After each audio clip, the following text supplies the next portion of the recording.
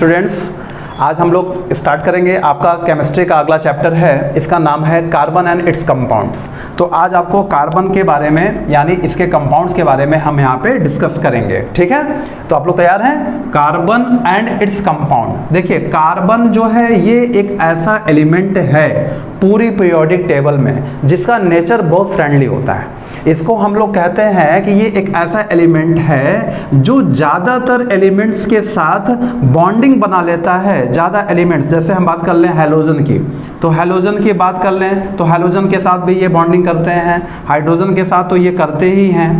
समझ में आ रहा है? इसके अलावा आप कह सकते हैं ऑक्सीजन फैमिली, यानी पीरियोडिक टेबल में बहुत से ऐसे एलिमेंट्स हैं जिनके साथ ये बॉन्डिंग करते हैं। कार्बन का जो ये नेचर है, इस नेचर की वजह से ये जो है इसके कंपाउंड बहुत ज़्यादा हैं। तो सबसे पहले हम शुरुआत जब करेंगे तो आपको कुछ इंट्रोडक्शन बता के करेंगे।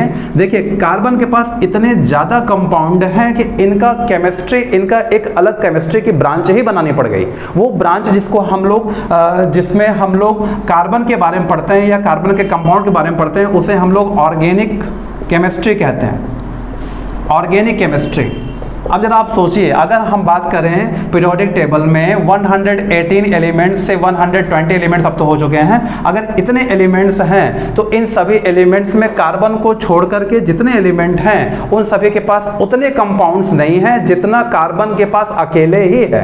यानी साइंटिस्ट को क्या करना पड़ा, कार्बन का स्टडी कराने के लिए, कार्बन की पढ़ाई पढ़ाने के लिए उनको एक अलग ब्रांच ही बनानी पड़ गई। उस ब्रांच को हम लोग कहते हैं ऑर्गेनिक केमिस्ट्री। यानी आप शुरुआत यहीं से करेंगे। सबसे पहला आप यही बोलना शुरू करेंगे, the branch of chemistry in which we study about carbon and their compound are known as organic chemistry. तो ऑर्गेनिक केमिस्ट्री क्या है, ये आपको यहां से शुरुआत करनी है। ठीक है, स्टार्टिंग आप यहीं से करेंगे।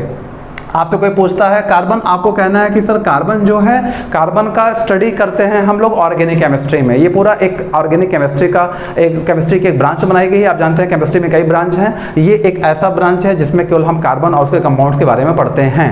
बात समझ में आ रही है? कार्बन का इतने ज़्यादा कंपाउंड क्या है, क्यों है उसके पास, रीज़न क्या है कि इतने ज़्यादा कंपाउंड्स कार्बन के पास हैं? उसका सबसे मेन आप जो है एक रीज़न याद कर लीजिए, वो है चेन फार्मिंग कैरेक्टर, चैन फॉर्मिंग प्रॉपर्टी, चैन फॉर्मिंग प्रॉपर्टी।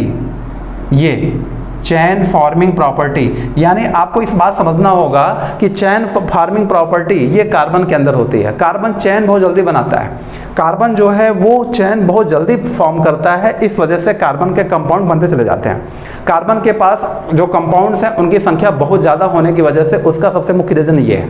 बात समझ में आ रही है? तो इस वजह से मैंने आपसे कहा कि केमिस्ट्री के ऐसे बहुत से एलिमेंट्स हैं जिनके साथ कार्बन रिएक्ट करता है, कार्बन उनके साथ फॉर्म करता है, इस वजह से जो है कंपाउंड का नंबर जो है कार्बन का बहुत ज़्यादा है। वो हम लोग पढ़ते हैं टोटल ऑर्गेनिक केमिस्ट्री में। तो आज हम इन्हीं पर डिस्कस करेंगे, क्योंकि चैप्टर यहाँ पर लिखा ही आप जाने रहे हैं, चैप्टर का नाम है कार्बन एंड इट्स कंपाउंड। तो चलिए हम लोग शुरुआत करते हैं। तो सबसे पहले आप मुझे बताइए, मेरा आपसे यहाँ पे कुछ क्वेश्चन होगा। पहला क्वेश्चन ये है कि कार्बन एंड इट्स कंपाउंड। ठीक है, इसमें आप मुझे पहला क्वेश्चन आप ये बताएंगे कि ऑर्गेनिक केमिस्ट्री क्या है, कार्बन का स्टडी हम किस केमिस्ट्री में करते हैं। तो आपको बताना है कि सर केमिस्ट्री के कई ब्रांचेज हैं, there are many branches in chemistry and in which we study about carbon and their compound, this branch is known as organic chemistry. क्या रीज़न है कि कार्बन बहुत ज़्यादा जो है उसके कंपाउंड से ज़्यादा हैं, उसके अलग एक केमिस्ट्री एक ब्रांच बनाई गई है? वो रीज़न ये है कि वो उसमें जो है आपको पता है रीज़न वो ये इसलिए है कि उसका चैन फार्मिंग प्रॉपर्टी है, उसमें वो चैन बहुत जल्दी बनाता है, इस वजह से ये चीज़ें यहाँ पे पढ़नी होती हैं। अब हम बात कर लें कुछ प्रॉपर्टीज़ की। देखिए, प्रॉपर्टीज़ की बात कर लें तो सबसे पहले आपको एक बात ध्यान रखना होगा कि कार्बन के जो कंपाउंड होते हैं मोस्टली वो जो कंपाउंड होते हैं वो उनमें कोवैलेंट बॉन्ड होता है, कोवैलेंट बॉन्ड बनाते हैं। कार्बन के जो भी कंपाउंड है वो सभी कोवैलेंट बॉन्ड बनाते हैं। क्लियर? कौन सा बॉन्ड बनाते हैं? Covalent bond. अब आपने ये पहले पढ़ रखा है, प्रीवियस क्लासेस में आपने पढ़ा है, छोटे क्लासों में आपने पढ़ रखा है कि जो ये बॉन्ड है ये 3 टाइप्स के होते हैं। There are 3 types of bond. First is ionic bond, ionic bond. Second is covalent bond and third is coordinate bond.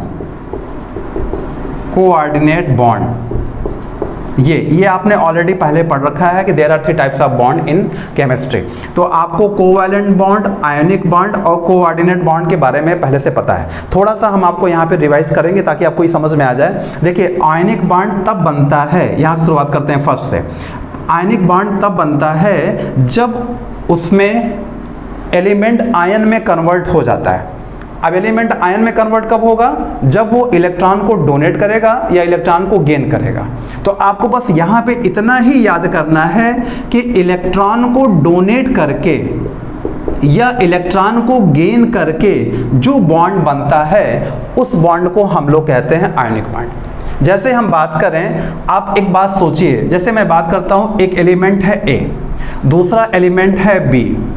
Element ए ने एक इलेक्ट्रॉन डोनेट कर दिया, तो एलिमेंट ए ने अगर इलेक्ट्रॉन डोनेट किया तो आपको पता है केमिस्ट्री में जो इलेक्ट्रॉन डोनेट करता है उस पर पॉजिटिव चार्ज आता है, तो ए प्लस, ए पॉजिटिव चार्ज हो गया। और बी ने इलेक्ट्रॉन को क्या किया? गेन कर लिया, तो बी ने इलेक्ट्रॉन को गेन कर लिया, तो बी पे कौन सा चार्ज आएगा? Negative charge. अब यहाँ पे पॉजिटिव है, यहाँ पे नेगेटिव है, तो इनके बीच में एक बॉन्ड बन जाएगा। ये बॉन्ड क्योंकि प्लस माइनस जुड़ जाएंगे आपस में, तो ये बॉन्ड बन जाएगा। ये जो बॉन्ड है ये कहलाता है आयोनिक बॉन्ड। आयनिक बॉन्ड यही होता है, आपको ये ध्यान रखना पड़ेगा। बात समझ में आ रही है? आयनिक बॉन्ड का फॉर्मेशन कैसे होता है? आयनिक बॉन्ड का फॉर्मेशन हमेशा इलेक्ट्रॉन के डोनेट करने से या इलेक्ट्रॉन के गेन करने से होता है। हम एग्जांपल की बात कर लें, आप जानते हैं सबसे अच्छा एग्जांपल है सोडियम क्लोराइड, है ना। अगर हम बात करें, आपको पता है, आपने पढ़ रखा है छोटे क्लासों में, आपने पढ़ा होगा कि सोडियम का एटॉमिक नंबर 11 होता है। इसका अगर इलेक्ट्रॉनिक कन्फिग्रेशन कर दें, तो कन्फिग्रेशन करेंगे तो 2 8 1 हो जाएगा। और क्लोरीन की बात कर लें तो क्लोरीन का जो एटॉमिक नंबर होता है वो 17 होता है। कन्फिग्रेशन की बात करें तो 2 8 7 हो जाएगा, यही है ना। अब इलेक्ट्रॉनिक कन्फिग्रेशन हमने सोडियम का निकाल लिया, हमने क्लोरीन का निकाल लिया। अब हम बात करते हैं यहाँ पे, देखिए सोडियम का जो आउटर सेल है उसमें इलेक्ट्रॉन कितने हैं? 1 है। सोडियम के आउटर सेल में 1 इलेक्ट्रॉन होता है। अगर उसके आउटर सेल में 1 इलेक्ट्रॉन है तो हमने मान लीजिए बना लिया ये इलेक्ट्रॉन हो गया। अब अगर हम क्लोरीन की बात करें, क्लोरीन को यहाँ लिख लें, और क्लोरीन की बात करें तो क्लोरीन के आउटर सेल में कितने इलेक्ट्रॉन हैं? 7 इलेक्ट्रॉन है। इनके आउटर सेल में 7 इलेक्ट्रॉन है, तो हमने इस तरीके से इनका 7 इलेक्ट्रॉन बना लिया। बात समझ में आ रही है? अब आप जरा देखिए, इसके आउटर सेल में 1 इलेक्ट्रॉन है और इनके आउटर सेल में 7 इलेक्ट्रॉन है। ये सोडियम अपने इस इलेक्ट्रॉन को इनको डोनेट कर देगा। अगर डोनेट कर दिया सोडियम ने, तो सोडियम पे कौन सा चार्ज आ गया? प्लस चार्ज आ गया। और क्लोरीन ने क्या किया है? क्लोरीन ने इलेक्ट्रॉन को गेन किया, तो कौन सा चार्ज आ जाएगा? माइनस चार्ज आ जाएगा। अब बात यहाँ पे आती है कि सोडियम इस 1 इलेक्ट्रॉन को डोनेट क्यों करेगा, क्लोरीन उधर से 1 इलेक्ट्रॉन गेन क्यों करेगा? तो आपको एक बात समझनी है, जितने एलिमेंट्स हैं पूरी पीरियोडिक टेबल में, जितने एलिमेंट्स हैं वो सभी एलिमेंट्स चाहते हैं कि उनका ऑक्टेट पूरा हो जाए। आप कह सकते हैं उनकी ये इच्छा है, उनका ये लक्ष्य है, उनका ये एम है, वो अपना ऑक्टेट पूरा करना चाहते हैं। अगर वो ऑक्टेट नहीं पूरा कर पा रहे हैं तो दूसरी जो उनका इच्छा है, लक्ष्य है, वो इनर्ट गैस इलेक्ट्रॉनिक कन्फिग्रेशन को वो गेन करना चाहते हैं। वो चाहते हैं कि उनका जो इलेक्ट्रॉनिक कन्फिग्रेशन हो वो नोबल गैस जैसा हो जाए, इनर्ट गैस जैसा हो जाए, जैसे helium, neon, organ, krypton, xenon, रेडन, आपने पढ़ रखा है ना, नॉक्टियम। इस तरीके से जो इनर्ट गैस हैं उन इनर्ट गैस की तरह उनका कन्फिग्रेशन हो जाए, वो ऐसा चाहते हैं। तो या तो वो चाहते हैं कि उनका ऑक्टेट पूरा हो जाए। ऑक्टेट का मतलब क्या है कि आउटर सेल में 8 इलेक्ट्रॉन हो जाए। आउटर सेल में 8 इलेक्ट्रॉन अगर हो गया तो यानी उसका जो है ऑक्टेट कंप्लीट हो गया। बात समझ में आ रही है? तो अगर ऑक्टेट कंप्लीट करना चाहते हैं, ये उनकी फर्स्ट प्रायोरिटी है। सेकंड प्रायोरिटी, अगर किसी कारण से ऑक्टेट नहीं पूरा हो रहा है तो वो चाहते हैं कि वो इनर्ट गैस इलेक्ट्रॉनिक कन्फिग्रेशन को वो गेन कर लें। तो इनर्ट गैस इलेक्ट्रॉनिक कन्फिग्रेशन, ये 2 उनकी जो है इच्छा है, आप कह सकते हैं। अब जरा देखिए, सोडियम का जब आपने कन्फिग्रेशन किया तो आउटर सेल में 1 इलेक्ट्रॉन है। अगर आउटर सेल में यहाँ 1 इलेक्ट्रॉन है इनके आउटर सेल में, तो सोडियम क्या करेगा? ये सोचेगा कि अगर हम इस 1 इलेक्ट्रॉन को डोनेट कर दें तो हमारे आउटर सेल में फिर 8 इलेक्ट्रॉन बचेगा, यानी वो अपना ऑक्टेट पूरा कर लेगा, पहला यहाँ प्रायोरिटी पूरा कर लेगा। करेक्ट? अगर वो पहला प्रायोरिटी यहाँ पे जो उसका पहला वो था वो पूरा कर लेगा। उसी सेम वे में क्लोरीन भी चाहता है कि हमारे आउटर सेल में 7 इलेक्ट्रॉन है और अगर हम 1 इलेक्ट्रॉन को ये गेन कर लें तो हमारा भी आउटर सेल कितना हो जाएगा? उसमें भी 8 इलेक्ट्रॉन हो जाएंगे। बात समझ में आ रही है स्टूडेंट्स? तो कहने का मतलब ये है कि ये इस तरीके से आपको लेके चलना है। तो सोडियम क्या करेगा, आपको यहाँ पता है सोडियम अपना 1 इलेक्ट्रॉन डोनेट कर देगा, तो वो उसके आउटर सेल में कितने इलेक्ट्रॉन हो जाएंगे, 8 इलेक्ट्रॉन हो जाएंगे। और अगर क्लोरीन क्या करेगा, उसके पास 7 इलेक्ट्रॉन है, अगर वो 7 इलेक्ट्रॉन को यहाँ पे उसके आउटर सेल में है, अगर वो 1 इलेक्ट्रॉन को गेन करता है तो उसके पास भी 8 हो जाएंगे। तो इसी वजह से ये यहाँ पे सोडियम ने डोनेट किया है और सोडियम पे पॉजिटिव चार्ज आ गया है और क्लोरीन ने यहाँ पे गेन कर लिया है, क्लोरीन के पास यहाँ नेगेटिव चार्ज आ गया है। तो अगर अब इस तरीके से यहाँ पे आ गया तो जरा सोचिए, ये NaCl ये आपस में जुड़ जाएंगे, क्योंकि यहाँ +1 है यहाँ माइनस है, तो ये क्या हो जाएगा, एक बॉन्ड बना लेगा। अब जो बॉन्ड बन गया है वो बॉन्ड हमारा हो गया कौन सा बॉन्ड, आयोनिक बॉन्ड हो गया। इस आयोनिक बॉन्ड को आपको ऐसे समझना है। केमिस्ट्री में 3 टाइप्स के बॉन्ड होते हैं। स्टूडेंट्स सारी चीज़ों को क्लियर करते चलिए ताकि आपका कहीं से कोई कंफ्यूजन न रहे। There are 3 types of bond in chemistry.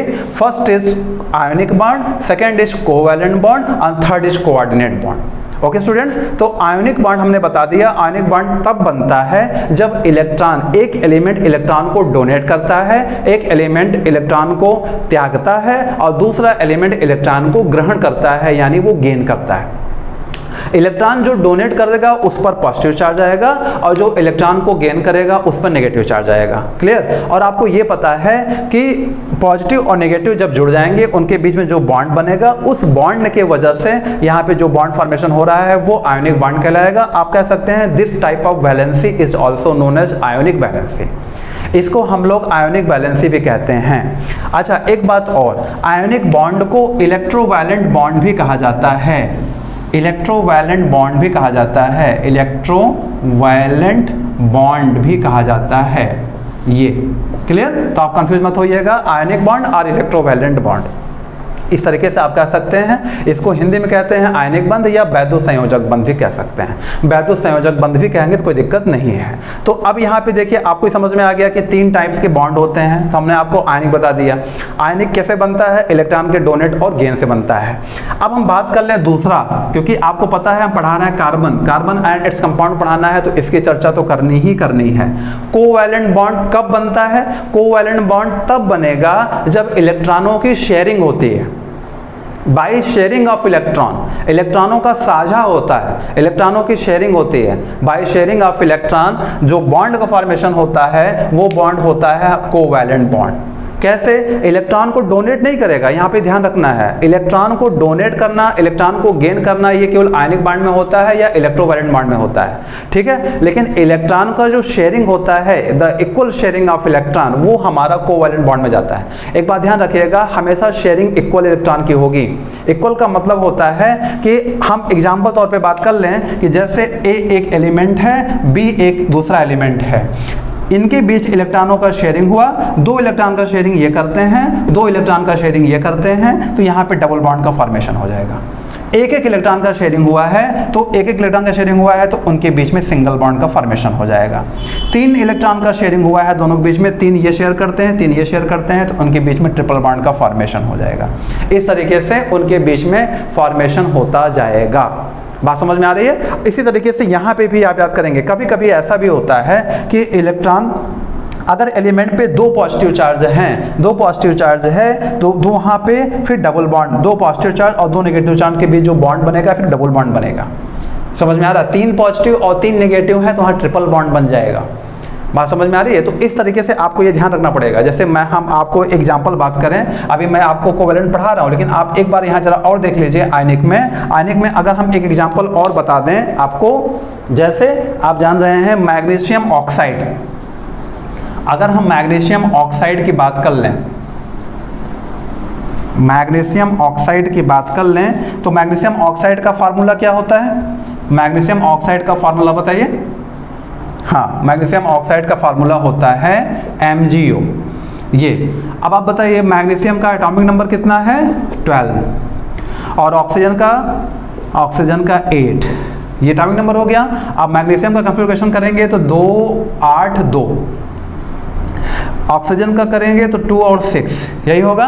अब जरा आप देखिए मैग्नीशियम, यहाँ पे मैग्नीशियम मैं लिख देता हूँ और यहाँ पे ऑक्सीजन लिख देता हूँ। मैग्नीशियम के आउटर सेल में 2 इलेक्ट्रॉन हैं, तो इनका आउटर सेल में 2 इलेक्ट्रॉन हमने बना लिया, ये 2 इलेक्ट्रॉन हो गए। ऑक्सीजन के आउटर सेल में 6 इलेक्ट्रॉन हैं, हमने 6 इलेक्ट्रॉन बना लिया। क्लियर? अब 6 इलेक्ट्रॉन बना लिया। अब जरा आप देखिए कि मैग्नीशियम का आउटर सेल में 2 इलेक्ट्रॉन है, मैग्नीशियम चाहता है कि ये 2 इलेक्ट्रॉन हम डोनेट कर दें, ये 2 इलेक्ट्रॉन निकाल दें तो हमारा ऑक्टेट कंप्लीट हो जाएगा। अब ऑक्टेट कंप्लीट हो जाएगा तो ये सेटिस्फाइड हो जाएगा, यानी ये संतुष्ट हो जाएगा।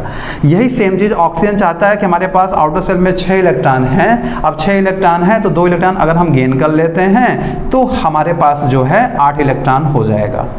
तो मैग्नीशियम और ऑक्सीजन एक दूसरे को सेटिस्फाइड कर सकते हैं, संतुष्ट कर सकते हैं, इसलिए वो मैग्नीशियम ऑक्साइड बना लेते हैं।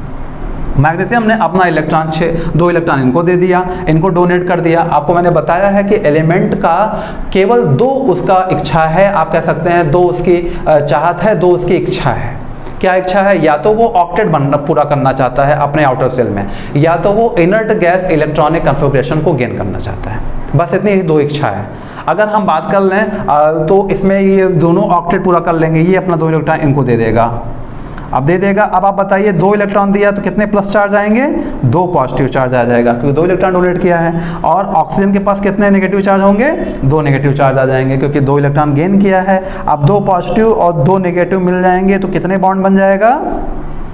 कितने बॉन्ड बन जाएगा? डबल बॉन्ड बन जाएगा। इसलिए यहाँ पे डबल बॉन्ड बनेगा, वो आयनिक बॉन्ड होगा, या उसको हम इलेक्ट्रोवैलेंट बॉन्ड कहते हैं, वैद्युत संयोजक बंध कहते हैं, या उसको आयनिक बंध कहते हैं। बोले स्टूडेंट, समझ में आ रहा है? तो आज आपको आयनिक बॉन्ड एकदम प्रॉपर्ली समझ में आ गया है। अब हम आपको बता रहे थे कोवैलेंट बॉन्ड के बारे में। तो कोवैलेंट बॉन्ड आपको यहाँ पे ये भी याद हो गया है कि कोवैलेंट बॉन्ड इलेक्ट्रॉन के डोनेट करने और त्यागने से नहीं बनता है। कोवैलेंट बॉन्ड हमेशा इलेक्ट्रॉन की शेयरिंग करने से बनता है। इलेक्ट्रॉन को शेयरिंग करने से बनेगा कोवैलेंट बॉन्ड। कैसे शेयरिंग करेंगे? हमने आपसे बता दिया कि वो शेयरिंग इक्वली होनी चाहिए। मतलब पहला एलिमेंट जितने इलेक्ट्रॉन को शेयर करेगा, दूसरा एलिमेंट भी उतने ही इलेक्ट्रॉन को शेयर करेगा। Equally sharing, by equally sharing of electrons covalent bond is formed, यानी आप कह सकते हैं सहसंयोजक बंध बनता है। इसको हम लोग हिंदी में कहते हैं सहसंयोजक बंध। ये इस तरीके से आपको पूरा याद हो जाएगा, सहसंयोजक बंध। ठीक है? और हमने आपको बता दिया कि आयनिक बॉन्ड को इलेक्ट्रोवैलेंट बॉन्ड भी कहते हैं, या आप हिंदी में कह सकते हैं आयनिक बंध। आयनिक बंध कहिए, या हिंदी में कह सकते हैं वैद्युत संयोजक बंध। क्या कहेंगे? वैद्युत संयोजक बंध, हिंदी में इनका नाम है। तो आज आपको ये प्रॉपर जानकारी हो गई अच्छे से कि कैसे बॉन्ड का फॉर्मेशन होता है कोवैलेंट बॉन्ड। बिकॉज हम आपको पढ़ा रहे हैं carbon and its compound, carbon में जो बॉन्ड बनते हैं वो कोवैलेंट बॉन्ड होते हैं। तो कोवैलेंट बॉन्ड आपको जानना जरूरी है। कार्बन के जो भी कंपाउंड्स हैं उनमें कोवैलेंट बॉन्ड पाया जाता है, तो कोवैलेंट बॉन्ड आपको जानना जरूरी है कि वो होता क्या है। देखिए, मैंने आपको बताया कोवैलेंट बॉन्ड कैसे बनता है, by equally sharing of electron, यानी जो इलेक्ट्रॉन का शेयर होगा वो एकदम बराबर होना चाहिए। कैसे? हम बात कर ले एग्जांपल तौर पे, जैसे हम बात कर लें, कोई एग्जांपल ले लेते हैं। मान लीजिए हमने ले लिया O2। एक आपको एग्जांपल बता दें, आपने ये याद कर लिया है, दिमाग में सेट कर लीजिए, जितने कार्बन के कंपाउंड होते हैं उन सभी में लगभग, कोई अपवाद हो एक्सेप्शन तो बात की बात है, अदरवाइज लगभग सभी में कोवैलेंट बॉन्ड उसमें बनेगा। तो आपको एग्जाम में पूछेगा कार्बन के कंपाउंड में कौन सा बॉन्ड पाया जाता है, आपको तीनों बॉन्ड का वहां नाम लिखा रहेगा, आपको टिक करना covalent bond. This valency is known as covalency. समझ में आ रही है? तो इस तरीके से आपको याद हो गया। और जितने डाई एटॉमिक मॉलिक्यूल होते हैं, डाई एटॉमिक मॉलिक्यूल का मतलब क्या होता है? O2, N2, समझ में आ रहा? जो डाई एटॉमिक मॉलिक्यूल होते हैं, H2, उन सब में भी जो बॉन्ड बनता है वो भी बनता है कौन सा? वो भी होता है हमारा यही कोवैलेंट बॉन्ड ही होता है। तो हम O2 का एग्जांपल ले लेते हैं। मान लीजिए O2 का एग्जांपल लिया। अब आपको पता है O का जो परमाणु क्रमांक है वो है 6। O का जो एटॉमिक नंबर है वो है 6। अब इसका कन्फिग्रेशन निकालेंगे, सॉरी, O का एटॉमिक नंबर होता है 8, तो इसका कन्फिग्रेशन निकालेंगे 2 और 6, यही होगा। अब आपको पता है कि आपने कन्फिग्रेशन निकाल लिया 2 और 6। अब ऑक्सीजन यहाँ पे 2 हैं, तो ऑक्सीजन एक यहाँ लिख लीजिए, दूसरा यहाँ लिख लीजिए। ठीक है? अब स्ट्रक्चर कैसे बनाएंगे? देखिए, अब यहाँ पे 6 इसके आउटर सेल में हैं, तो आपने क्या किया, 6 इलेक्ट्रॉन बना दीजिए इनके आउटर सेल में। 6 इलेक्ट्रॉन यहाँ भी बना दीजिए इनके आउटर सेल में, बना दिया। अब आपको पता है कि इस ऑक्सीजन को भी 2 इलेक्ट्रॉन चाहिए, ऑक्सीजन इसको भी 2 इलेक्ट्रॉन चाहिए अपना ऑक्टेट पूरा करने के लिए, और इसको भी 2 इलेक्ट्रॉन चाहिए अपना ऑक्टेट पूरा करने के लिए।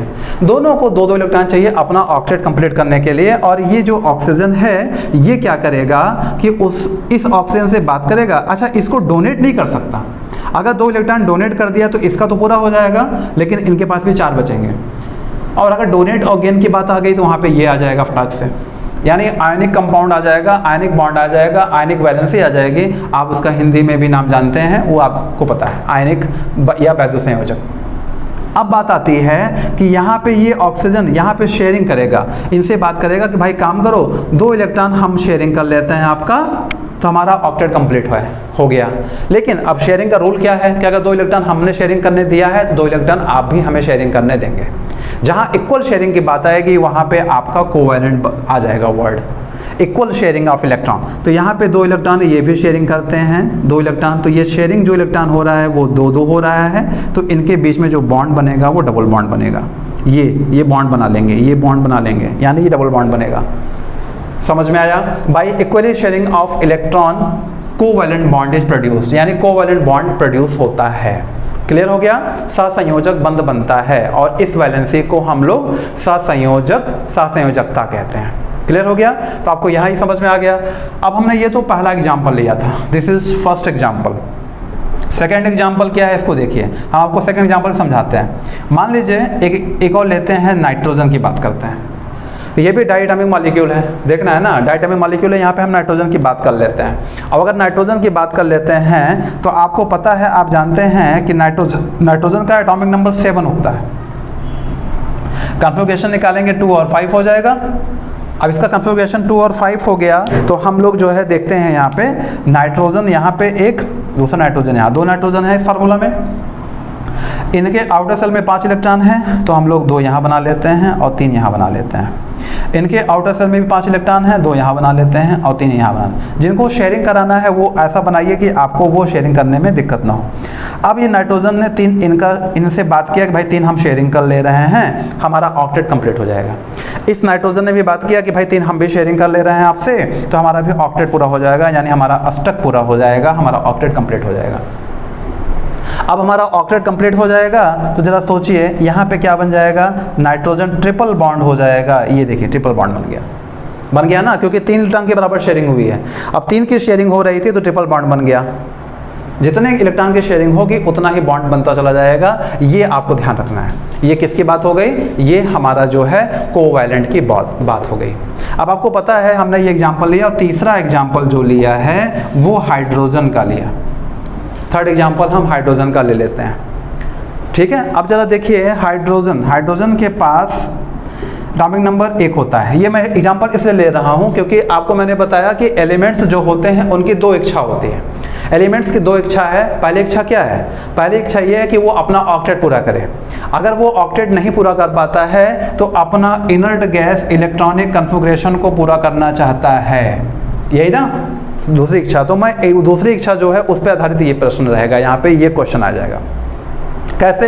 हाइड्रोजन का परमाणु क्रमांक 1 होता है, एटॉमिक नंबर 1 होता है, तो हाइड्रोजन का कन्फिगरेशन हमने किया तो 1 आएगा, ठीक है। आउटर सेल में 1 ही इलेक्ट्रॉन होते हैं, 2 हाइड्रोजन है, एक यहाँ पे और दूसरा यहाँ पे, ये इनके इलेक्ट्रॉन बना दिया हमने।